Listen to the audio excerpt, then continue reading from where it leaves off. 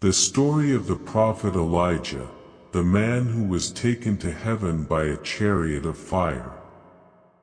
Long before the kingdoms of Israel were filled with conflict and divided loyalties, before kings openly challenged the commands of God, a solitary figure emerged from the rugged hills of Gilead. The scriptures introduce him without ceremony, without ancestry, and without explanation, as if he stepped directly out of the wilderness itself. His name was Elijah. And from the moment he appeared, he carried an authority that seemed older than kingdoms and stronger than armies. The wind swept across the barren valleys, shepherds watched their flocks beneath endless skies, and few could have imagined that this quiet prophet would soon stand against the most powerful ruler in the land. Yet history often turns on the footsteps of a single person, and Elijah's footsteps were already moving toward destiny. At that time, the throne of Israel belonged to King Ahab, a ruler remembered not for wisdom, but for compromise. Influenced by his queen, Jezebel, the nation drifted away from the worship of the Lord and turned toward the gods of neighboring kingdoms. Altars to Baal rose across the land, sacred groves appeared on the hillsides, and many people slowly forgot the covenant that had once guided their ancestors through deserts and storms. The air itself seemed heavy with spiritual confusion, as though a shadow had settled over the nation. Into this darkness walked Elijah, clothed in simplicity, carrying no weapon except the certainty that God had spoken. He entered the king's presence and delivered a message that would shake the entire kingdom. There would be no rain, no dew, no relief from the heavens until God declared otherwise. The words fell like thunder, and then the prophet disappeared. As the months passed, rivers began to shrink. Fields cracked beneath the relentless sun, and fear spread quietly from village to village. Yet while kings searched for answers and nations worried about survival, Elijah was hidden far from the centers of power, deep beside a lonely brook where God sustained him in miraculous ways. There, surrounded by silence and wilderness, the prophet learned lessons that only solitude can teach. But beyond the distant hills, events were already unfolding that would lead Elijah toward one of the greatest confrontations in biblical history, a contest that would reveal who truly ruled the heavens above.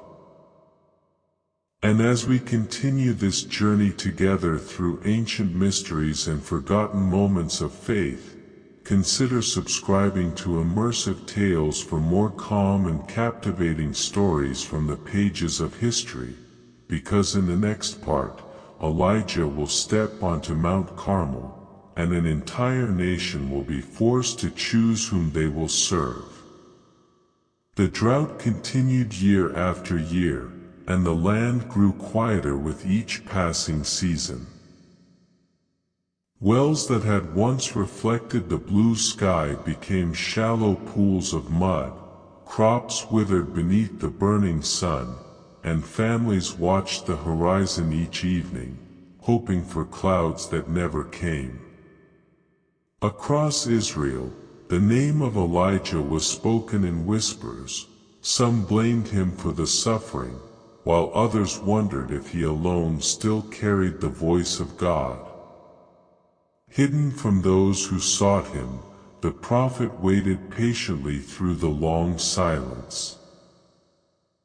until the day finally arrived when the Lord told him to leave his place of refuge and return to King Ahab.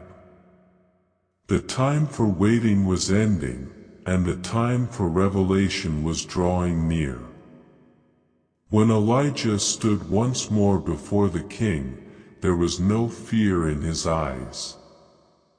Ahab accused him of bringing trouble upon Israel, but Elijah answered with calm certainty that it was not the prophet who had troubled the nation, but the king who had abandoned the commandments of God. Then Elijah issued an extraordinary challenge.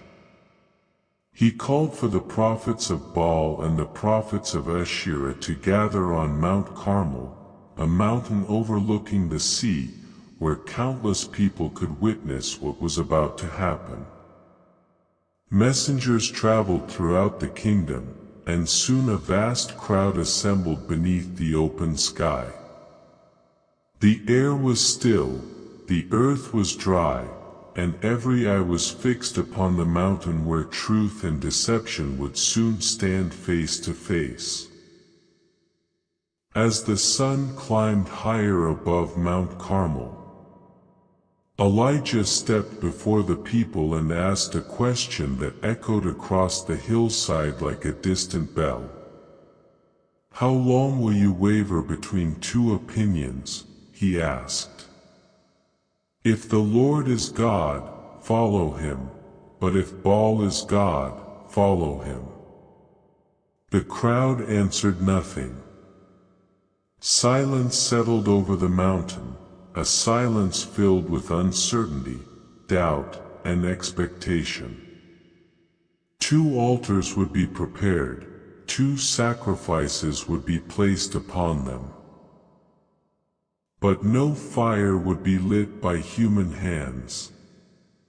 Instead, the true God would answer from heaven. The prophets of Baal moved forward with confidence, unaware that this day would become one of the most unforgettable moments in biblical history. And in the next part, as the shadows begin to lengthen across Mount Carmel, fire will descend from the heavens, and the nation will witness a miracle that none who stood there would ever forget. Morning light stretched across Mount Carmel, and the prophets of Baal began their appeal. Hundreds of voices rose into the air, calling upon a God they believed controlled the storms and the rain. Hour after hour they cried out, circling their altar beneath the blazing sun. They shouted louder, they danced with growing desperation, they pleaded for a sign from the heavens. Yet the sky remained silent. No flame appeared, no voice answered, no movement disturbed the stillness. The crowd watched carefully as confidence slowly faded from the faces of the prophets. The mountain seemed to hold its breath, while the silence itself became a testimony that all could hear. By midday, Elijah stepped forward with a calmness that contrasted sharply with the chaos around him. His words were not filled with anger, but with certainty. He called the people closer and began repairing an ancient altar of the Lord that had fallen into ruin. Stone by stone, he rebuilt what had been broken. 12 stones were placed carefully together, one for each tribe of Israel. A reminder of a covenant many had forgotten. Then he prepared the sacrifice and did something unexpected. He ordered water to be poured over the altar. Once, then again, and yet again. Water soaked the wood, drenched the sacrifice, and filled a trench surrounding the altar. In a land suffering from drought, every drop seemed precious, yet Elijah wanted there to be no doubt about what was about to happen. As evening approached, the prophet lifted a simple prayer toward heaven. There were no frantic cries, no dramatic displays, only a humble request that God reveal himself before the people. Then, in an instant, the impossible occurred. Fire descended from heaven with terrifying brilliance, consuming the sacrifice, the wood, the stones, and even the water within the trench. A gasp swept through the crowd like a mighty wind. Faces fell to the ground, hearts trembled, and voices united in a declaration that echoed across the mountain, "The Lord, He is God." At that very moment, dark clouds began gathering over the distant horizon, the first sign of rain after years of drought. Yet while victory had come upon Mount Carmel, another storm was already forming in the shadows. For Queen Jezebel had heard what happened, and her response would drive Elijah into one of the darkest and most mysterious chapters of his life. In the next part, the prophet who stood fearless before a nation will find himself alone in the wilderness, searching for the voice of God once more. Queen Jezebel, furious over the events on Mount Carmel, swore that the prophet would soon share the fate of her defeated prophets. The words traveled swiftly across the land, and for the first time in the story, the mighty Elijah turned and fled. The man who had faced kings without fear now found himself running through lonely wilderness paths, carrying a burden far heavier than any journey could explain. Days passed beneath a relentless sun,